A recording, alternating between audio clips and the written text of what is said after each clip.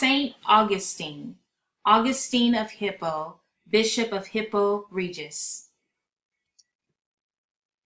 Augustine and the Works.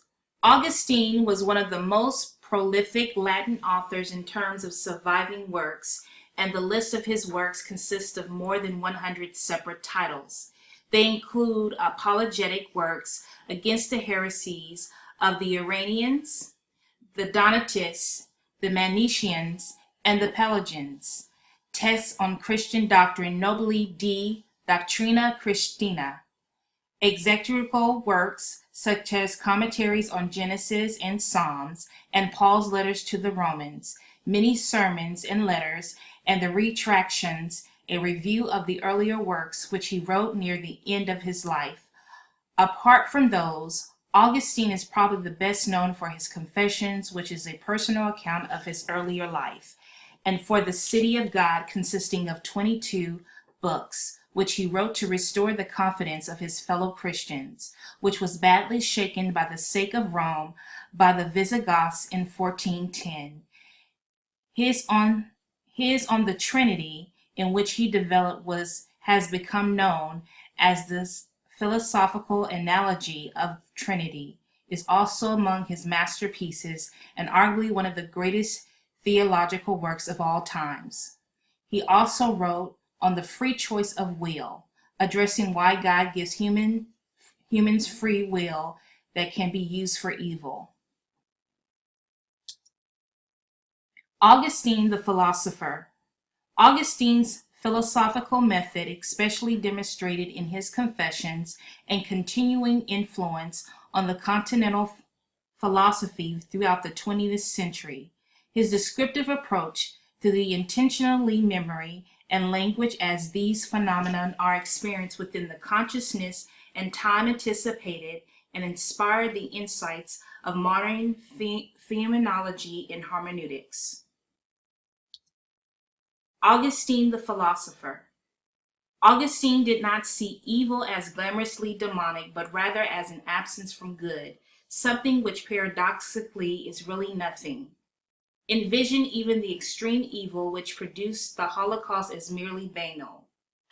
Augustine's philosophical legacy continues to influence contemporary critical theory through the contributions and hereditaries of this 20th century figures. Seen from a historical perspective, there are three main perspectives on the political thought of Augustine. First, political Augustinism. Second, Augustinism political theory, and third, Augustinism political theory. Christian anthropology. Augustine was one of the first Christian ancient Latin authors with a very clear vision of theological anthropology. He saw the human being as a perfect unity of two substances, soul and body.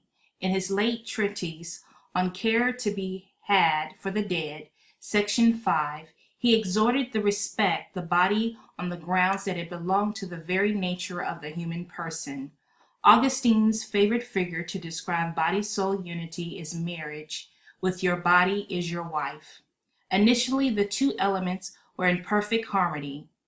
After the fall of humanity, they were now experienced dramatic combat between one another. They are two categorically different things. The body is a three-dimensional object composed of the four elements, whereas the soul has no spatial dimensions. Soul is kind of substance participating in reason, fit for ruling the body. Augustine was not preoccupied, as Plato and Democritus were, with going too much into details into efforts to explain the metaphysics of the soul-body union. It suffices for him to admit that they are metaphysically distinct. To be human is to be a composite of the soul and body, and the soul is superior to the body. The latter statement is grounded in his hierarchical classification of things into those that merely exist, those that exist and live, and those that exist, live, and have intelligence or reason. Augustine's vigorously condemned the practice of induced abortion, and although he disapproved of abortion during any stage of pregnancy, he made a distinction between early abortions and later ones. Nevertheless, he accepted the distinction between formed and unformed fetuses mentioned in the Septuagint translation of Exodus 21:22-23, a text that he observed did not classify as murder the abortion of an unformed fetus, since it could not be said with certainty that it had already received a soul.